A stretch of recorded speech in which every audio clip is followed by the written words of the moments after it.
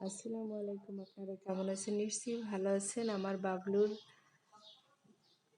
লিচু গাছে লিচু পেকেছে। এটা হচ্ছে থাই লিচু, খেতে ভীষণ টেস্টি হয়। বাবলু আর আমি দুজনে লিচু পেড়ে ফেললাম। কারণ হচ্ছে লিচু গাছে অনেক পাখির বাসা বেঁধেছে, ওরা একদম খেয়ে খেয়ে সব সাবার করে দিচ্ছিল। তাই কাঁচা পাকা লিচু পেড়ে ফেলেছি, এখন দুই একটা আছে। কিন্তু আমার বাবলু লিচু পাড়তে গিয়ে দুটো বল্লা পোকায় কামড় দিয়েছে, সে কি যন্ত্রণা! তারপর আমার বাবলু এসে টপিক্যাট লাগিয়ে দিয়েছিল। এই লিচুগুলো যখন পাকে একদম টকটকে হয়ে যায় আর প্রচুর রসালো হয়, কিন্তু পোকা হয় না, খেতে ভীষণ মজা। পাখির যন্ত্রণায় তাড়াতাড়ি পেরে ফেললাম। পাখিতে প্রায় অর্ধেকই খেয়ে ফেলেছে। এখন যে কয়টা আছে সেই কয়টা পেরে বাসায় নিয়ে আসলাম। কিন্তু মিমি, রিমন, সাধু স্বামী সকাল তোমাদের খুব মিস করছি। আরও যারা যারা আত্মীয় স্বজন আছেন তাদেরকেও মিস করছি, কারণ সবাইরই তো একটু হক আছে। কিন্তু পাখিরা তো সব খেয়ে ফেলে, পাখিরা তো জানে না।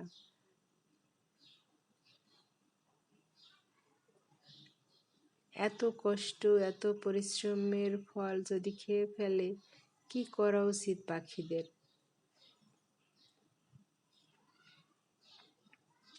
বাবু অনেক কষ্ট করে মই দিয়ে তারপর এই লিচুগুলো পেড়েছে। বেশ কয়েক বছর এই লিচু গাছটায় লিচু আসে না, ভেবেছিলাম লিচু গাছটা কেটে ফেলবো। গত বছর অল্প কয়েকটা এসেছিল, খেয়ে দেখলাম না, বেশ মজা আর খেতে খুব রসালো। তারপর রেখে দিয়েছিল গাছটি।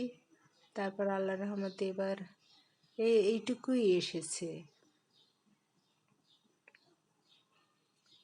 কত সুন্দর লিচুগুলো!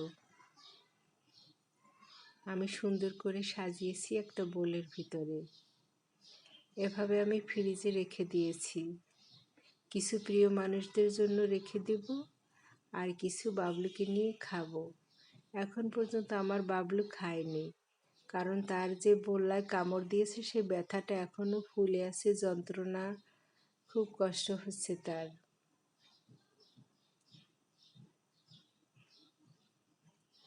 কত সুন্দর লিচু! বাজারের লিচুগুলো ফরমালিন থাকে, কত নোংরা জায়গায় রাখে না কি করে, কিন্তু এই ফলগুলো একদম ফ্রেশ, কোনো কীটনাশক দেওয়া নেই। এখন পর্যন্ত সেই সুন্দর কালারটা আপনাদের দেখাতে পারলাম না, কারণ কালারটা আসেনি। সবাই ভালো থাকবেন। আল্লাহ হাফেজ।